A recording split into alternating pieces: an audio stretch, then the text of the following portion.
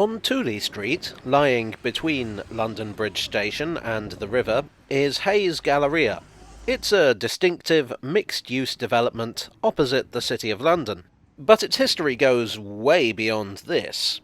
We continue this channel's series on the history of London's docks with a look at Hayes Wharf, the dock that was once known as London's Larder. The history of Hayes Wharf begins in 1651, when one Alexander Hay purchased the land. At the time, this side of the river was a shallow bank, ideal for beaching boats. The wharf was originally intended for grain imports. Southwark used to be a major centre for brewing, and in fact, this site was a brewery before it was a dock. A grain wharf south of the river had potential. At that time, the only river crossing nearby was at the horrendously congested London Bridge. The bridge wasn't the only thing that was congested.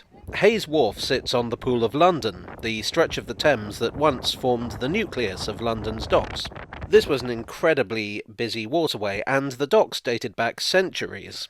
As the city grew, and as the size of ships also grew, the docks proved inadequate. Ships could be laid up for days at a time awaiting their turn at the old wharves. Ships could only be unloaded at a small number of docks that were known as the legal quays. Hayes' new wharf was an early exception of sorts, taking advantage of the desperation of ship owners. It was known as a sufferance wharf, i.e. one where goods could be stored until the duty on them was paid. Hay was also an early adopter of the lighterage system. This became a key part of the operation of the docks. Small boats would be used to unload ships at anchor and transfer the cargo to shore. The wharf had substantial warehouses, and soon it was handling far more than grain. By 1676, the warehouses and their contents had become so valuable that Hay became a partner in a South Bank insurance company known as the Amicable Contributors. As part of its setup, it included a small fire brigade. At the time, there was no public fire brigade. All this will become important later. As well as the more conventional cargoes, the dock handled passengers. Protestant refugees from Germany and pilgrims headed to America passed through Hayes, among many others. The dock also had a curious sideline in making wooden water pipes out of hollowed-out tree trunks. In fact, it was sometimes known as Pipe Borer's Wharf. This will become ironic later. The dock remained in the Hay family for the thick end of 2 centuries until 1838. That year, it was taken over by W. Humphrey and Son, a firm of merchants particularly specialising in tea. Indeed, a massive proportion of the tea imported from China came through Hayes. Now, you might think the British love a cup of tea now, but it used to be almost essential. In the days before London had a clean, safe and universally accessible water supply, quenching a thirst could be a dangerous process. They didn't know about germs, but they did know that tea wouldn't upset your stomach, and unlike water, did not taste like actual sewage. As it wouldn't get you drunk like beer, it became the beverage of choice at all levels of society. So it's no surprise that Humphreys thought it was worth their while investing in their own wharf. As for the Hay family, well, they had moved into the building of lighters. Perhaps the reason the Hay family moved from warehousing to lighter building was the construction of new, larger, more modern docks further east, which had the very real potential to bury their little wharf. The new owners decided to tackle the problem head-on and rebuilt the dock in 1857 with new warehouses designed by W. Snook and H. Stock, and a central basin that could take surprisingly large ships. The new warehouses were designed to be fireproof. Fire is kind of a recurring theme here. Fires were a constant hazard in the docks. Nothing illustrates this like the disaster that took place in 1861, when Humphreys Dock was still very new. At the nearby Cotton's Wharf, a fire broke out. The exact cause is unknown, but it is believed to have been spontaneous combustion.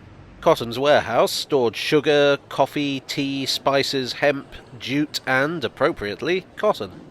These were all, of course, flammable commodities, and so the fire quickly grew out of control. By this time, London did have an official fire brigade, the London Fire Engine Establishment, headed up by James Braidwood. The wharfingers also had their own fire brigades, which fought the fire until Braidwood and his men arrived. They were joined by the Society for the Protection of Life from Fire.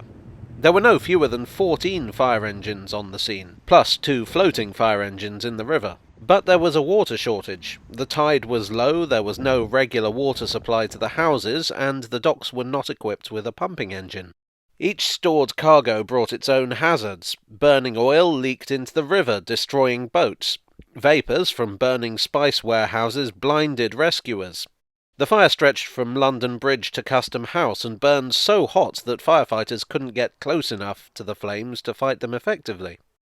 The conflagration brought gawkers who lined Tower Bridge and London Bridge. So dense were the crowds that one man was pushed into the river and drowned. It was boom time for publicans and pickpockets alike. It wasn't until the morning of the third day that the fire was brought under control. 4 deaths were recorded, including 2 firefighters. One, named Sullivan, was aboard one of the floating fire engines and had his neck broken by an errant chain. The other was Braidwood himself, crushed beneath a collapsing wall. There were many factors in the disaster, from unsafe storage to poor firefighting provisions on the scene. Fire precautions recommended by Braidwood had been ignored, meaning that, for example, iron doors designed to prevent fire from spreading in the warehouses had been left open. In the case of Hayes Wharf itself, they had taken the curious decision to only fireproof alternate floors. One would be brick, the next would be timber. Following the event, sometimes called the Great Fire of Tooley Street, Hayes Wharf was rebuilt. The 19th century was a time of great competition between dock companies, with each one seeking an advantage over the rest. Hayes found itself in an unusual position. The fire had given them the opportunity to modernise, but their neighbours had exactly the same opportunity. So they took a gamble on a new form of technology: refrigeration.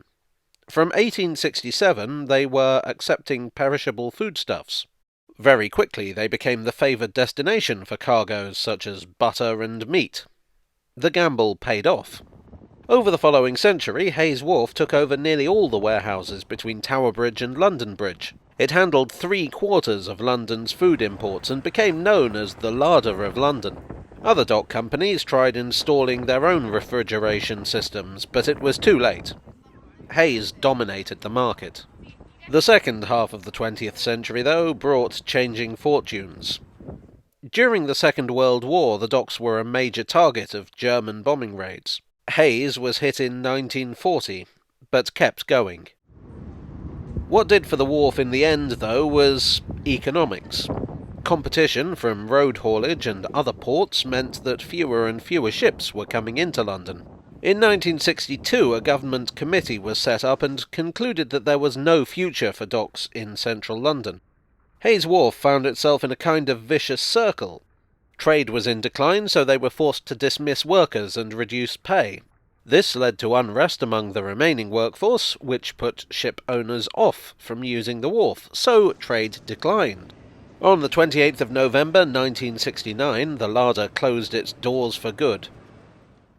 Hayes wasn't the only dock to suffer at this time. The decline affected the whole of the docks, which closed one by one until the final one went dark in 1982. The question was what to do with it all. The docks weren't just about cargo, they were a way of life for the whole of East London. Various ideas were put forward. In 1981, the London Docklands Development Corporation was set up to coordinate it all. Hayes Wharf was better situated than most, being between Tower Bridge and London Bridge. It was a stone's throw from the financial centre of the city. The developers drooled in anticipation. The London Docklands Development Corporation proposed to turn the area around the old wharf into, as they put it, a new West End. Which was a bit silly because they were in the east, but I'm not in marketing, so what do I know? Hayes was acquired by the St. Martin's Property Development Corporation, who began doing what they do best, i.e. developing property. Hayes underwent another rebuilding. A cast-iron roof designed by Arthur Timothy and inspired by the Crystal Palace of 1851 was installed. Another notable feature was a kinetic sculpture by David Kemp called the Navigators. Curiously, the actual basin was not filled in but merely floored over. The idea was that they might need to reopen the dock in future, so they wanted to leave their options open. The former wharf was renamed Hayes Galleria and opened in 1987. It's a popular tourist destination, being located close to HMS Belfast and Tower Bridge, and right next to London Bridge Station. Perhaps sadly, though, it seems unlikely that it will ever be a dock again. Hello there! I do hope you enjoyed this video. If you did, it would be jolly kind of you to click the like button. You may also wish to subscribe and click the bell icon to see future videos on this channel. I'd like, as ever, to thank my generous supporters on Ko-fi and Patreon. You are the iron doors to my warehouse. And I'll see you all again very soon. Cheerio.